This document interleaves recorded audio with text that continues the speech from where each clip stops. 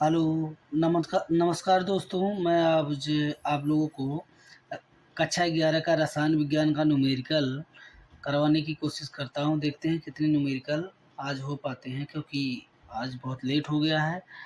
ज़्यादा न्यूमेरिकल तो करवा नहीं मिलेगा, कुछ न्यूमेरिकल तो करवा ही देते हैं, क्योंकि बहुत टाइम हो गया है आज जगते हुए।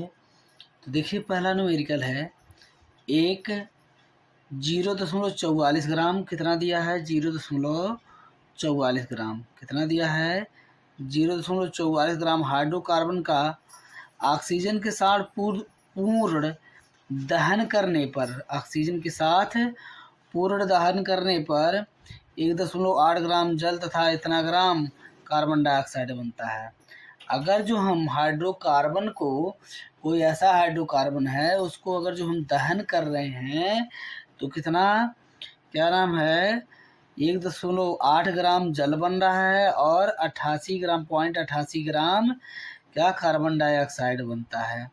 तो स्पष्ट कीजिए कि यह द्रव्यमान संरक्षण के नियम की पुष्टि करता है। तो देखिए, अब क्या दिया है हमको, जो दिया है उससे हल करेंगे। तो सबसे पहले कार्बन डाइऑक्साइड का आणविक द्रव्यमान कितना होता है?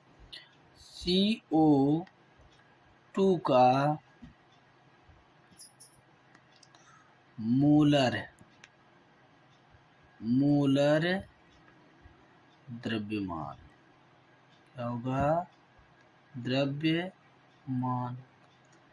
CO2 का मोलर द्रव्यमान कितना होता है? कार्बन का 12 और ऑक्सीजन का 16 जोड़ेंगे, 16 दूना 32 जोड़ेंगे कितना हो जाएगा? 44। जोड़ेंगे कितना हो जाएगा? 44। और 44 ग्राम। देखिए, फिर इसके बाद में कहा है, क्या कहा है? तो 44 ग्राम कार्बन डाइऑक्साइड में कार्बन कितना है?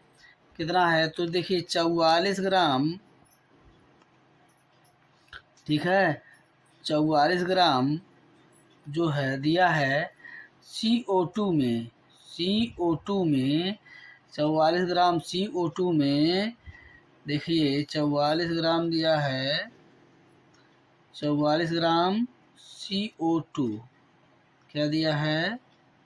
CO2 में 44 ग्राम CO2 में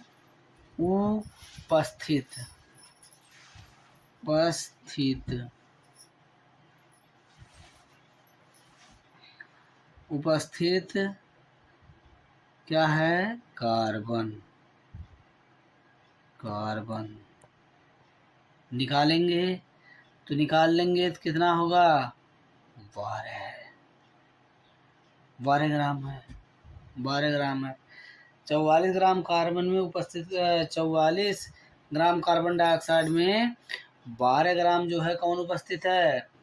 क्या है? कार्बन उपस्थित है। तो इसी तरह देखिए 0.88 ग्राम में CO2 में उपस्थित कार्बन,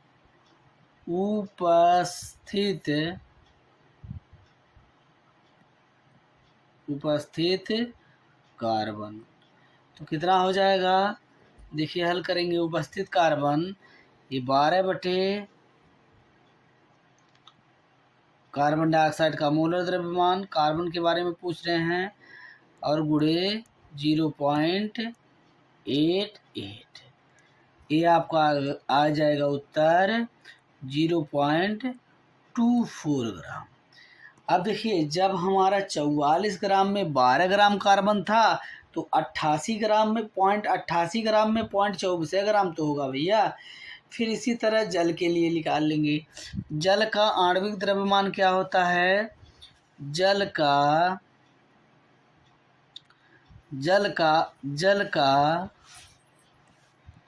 आणविक क्या है? आणविक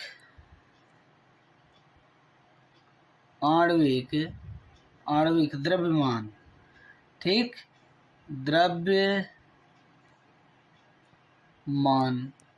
जल का आणविक द्रव्यमान क्या है?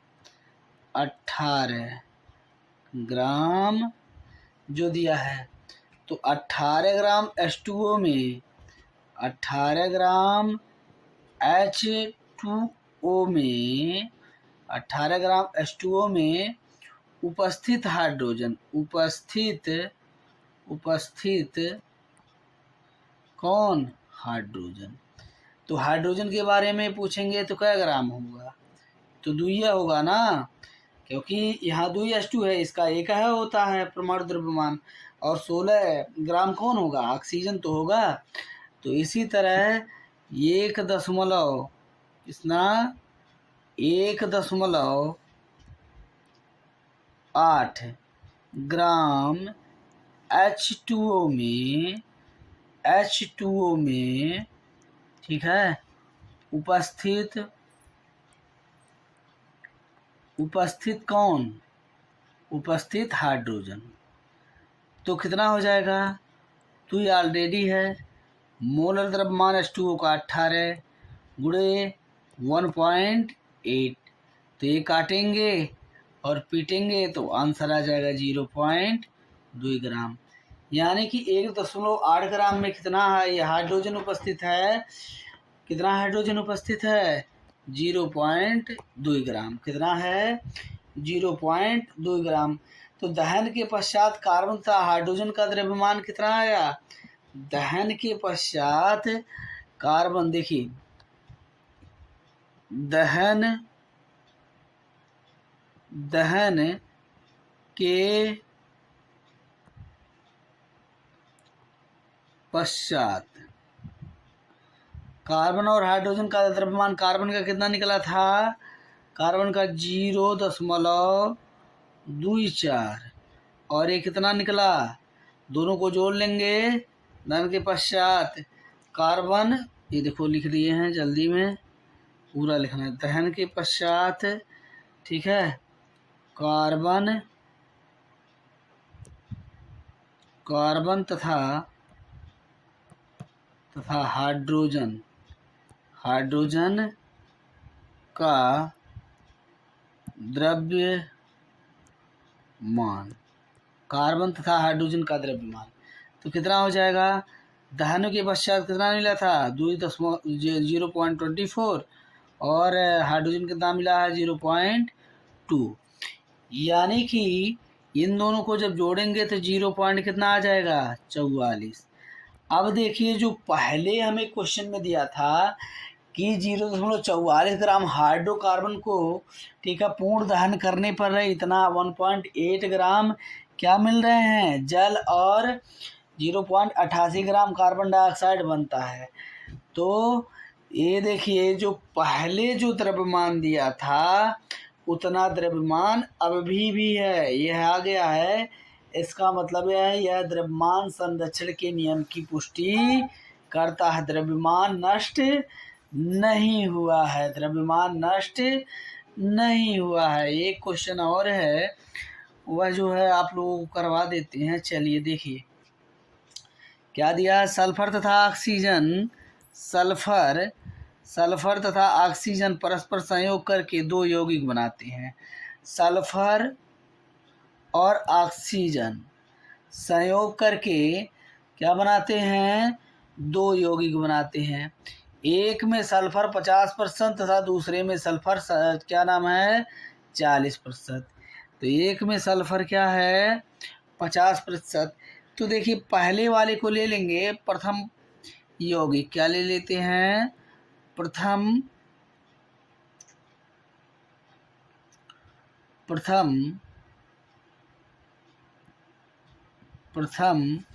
यौगिक ले लेते हैं। यौगिक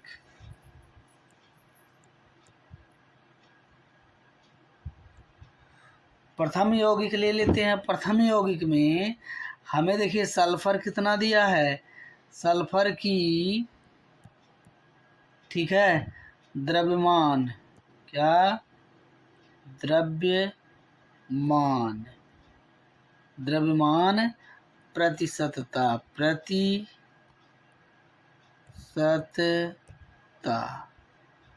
कितना है? 50%। ठीक है। ऑक्सीजन की द्रव्यमान प्रतिशतता कितना है? द्रव्यमान प्रतिशतता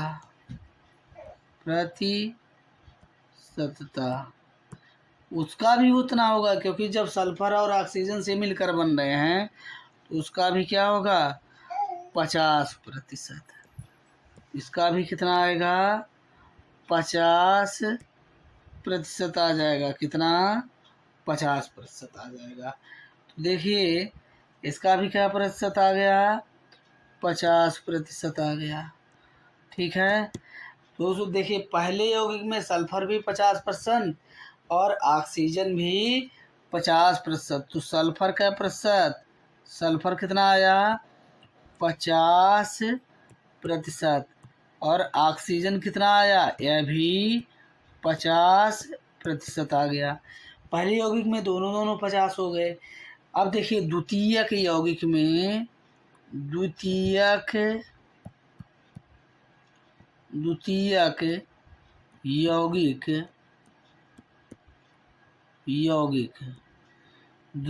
यौगिक में देखेंगे, यहाँ देखिए द्वितीयक यौगिक में क्या हो रहा है। इसमें देखिए सल्फर कह रहा है, सल्फर का प्रतिशत, सल्फर कह रहा है 40%। तो ऑक्सीजन कितना बचेगा 60%।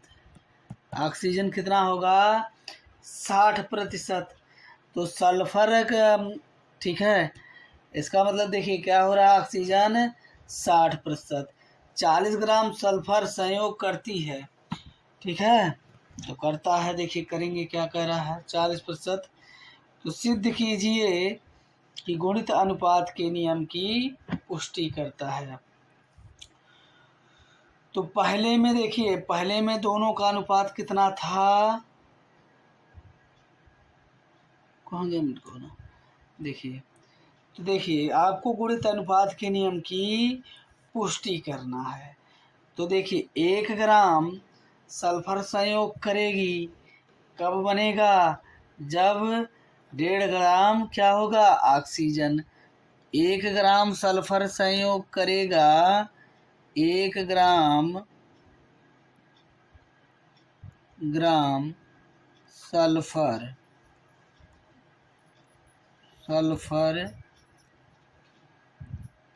संयोग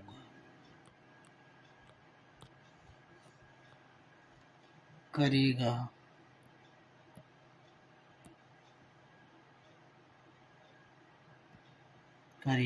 1 ग्राम सल्फर कब करेगा, देखिए तो ऑक्सीजन कितना है, ज़्यादा है 60 ये बटे 40, एक काट देंगे कितना हो जाएगा, एक काटेंगे 1.5, कितना आया 1.5 आ गया। और पहले ऑक्सीजन कितना आया था, एक आया था, क्योंकि 50-50 था ना। तो देखिए 1 अनुपात कितना आ गया, इनका अनुपात लगाएंगे 1 अनुपात 1.5। इसका मतलब क्या हुआ, यह जो आया है अनुपात पूरा अगर सही में लिखेंगे तो देखिए 1 अनुपात बटे कितना है 1.5, 1.5 को लिख सकते हैं आप, ठीक है, 1/3/2, तो 2 ऊपर चला जाएगा तो ये हो जाएगा क्या 2/, ये हो जाएगा क्या 2/3, ये आया क्या 2/3 आ गया। यही आपका आंसर है। ये गुणित अनुपात के नियम की पुष्टि कर रहा है।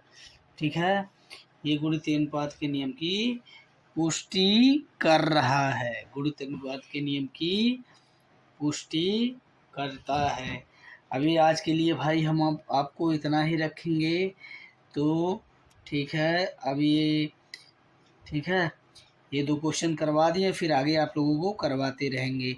बस वीडियो को देखते रहिए, लाइक और सब्सक्राइब करते रहिए। आप लोगों को धीरे धीरे सभी क्वेश्चन इसी तरह मिल जाएंगे। कोशिश करेंगे वीडियो में और अच्छी क्लियरिटी आए। ठीक है।